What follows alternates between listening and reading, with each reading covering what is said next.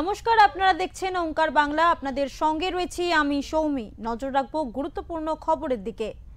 পিঠের ব্যাগে শক্তিশালী ব্যাটারি, হাতে স্টিক, ডুয়ার্স জুড়ে নির্দ্বিধায় চলছে বেআইনি মাছ শিকার। মৎস্য দফতরের হুঙ্কার, মা ষষ্ঠীর অভিশাপ, কোনো কিছুতেই ভয় নেই শিকারীদের। বেমালুম ইলেকট্রিক শক দিয়ে চলছে মাছের শিকার। মৎস্য দফতরের আশঙ্কা, বিলুপ্তি ঘটতে চলেছে বোরলি মাছ থেকে শুরু করে আরও অনেক মাছের।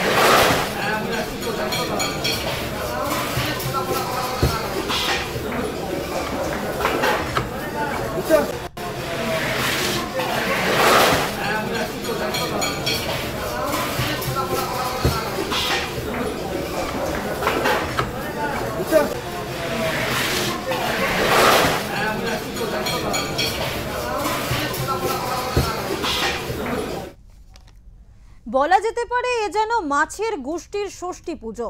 মা ষষ্ঠী, যিনি যুগ যুগ ধরে সন্তান ও প্রজননের দেবী হিসেবে পূজিতা, সেই মা ষষ্ঠীকেই উপেক্ষা করে ডুয়ার্সের বিস্তীর্ণ এলাকা সহ তিস্তা নদীর উজানে যেন নিজেদের সঙ্গে জীব বৈচিত্র্যের ধ্বংস ডেকে আনছে এক শ্রেণীর অসাধু মৎস্য শিকারীর দল।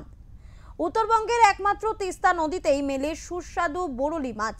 উল্লেখ্য, জ্যোতি বসু থেকে প্রণব মুখোপাধ্যায়, সমরেশ বসু থেকে শীর্ষেন্দু, এমন বহু প্রখ্যাত মানুষের পছন্দের তালিকায় জল করছে এই বোরলি মাছ।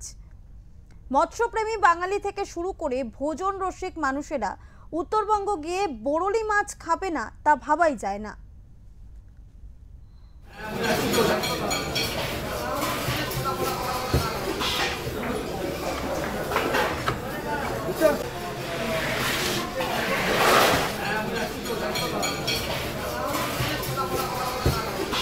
তবে বিগত কয়েক বছর ধরে দ্রুত হারে কমে আসছে তিস্তার এই রূপলি সম্পদের পরিমাণ, যার অন্যতম কারণ হিসেবে বলা হয়েছে অবৈজ্ঞানিক উপায়ে এবং প্রজনন ঋতুর সময়ে নানান অসদুপায় অবলম্বন করে বোরলি মাছের যথেষ্ট শিকার চালাচ্ছে মাছ শিকারীরা।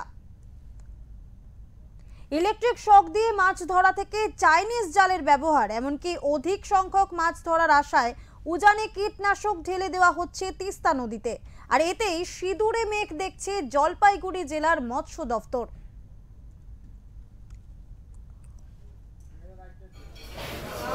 নয়, এটা মানে নদীয়ানি মাছ, দেশি মাছ, যেগুলো আজ থেকে অনেক মাছ মানে বিলুপ্ত হয়ে গেছে। আরো কিছু মাছ যেগুলো আছে প্রায় বিলুপ্ত হওয়ার পথে, সেই মাছগুলোকে রক্ষা করার জন্য আমরা কিছু মানে সামনের দিকে কিছু পরিকল্পনা বা কিছু নিষেধাজ্ঞা আমরা জারি করেছি।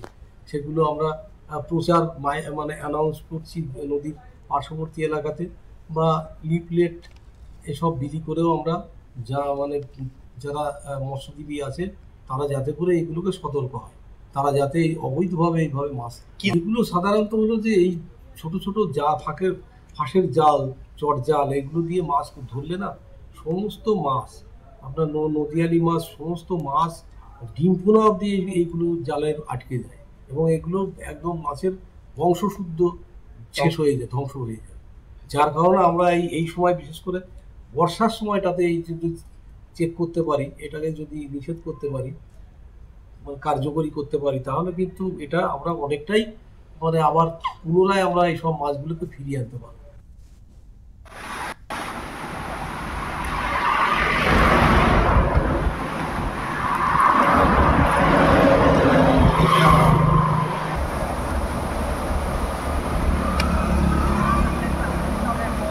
এরকম অবৈজ্ঞানিকভাবে এবং প্রজনন ঋতুতে মাছ শিকারের কারণে হারিয়ে যেতে পারে তিস্তার বোরলি সহ ডুয়ার্সের বিভিন্ন পাহাড়ি নদী ও ঝোড়ো ছোট মাছের অংশ।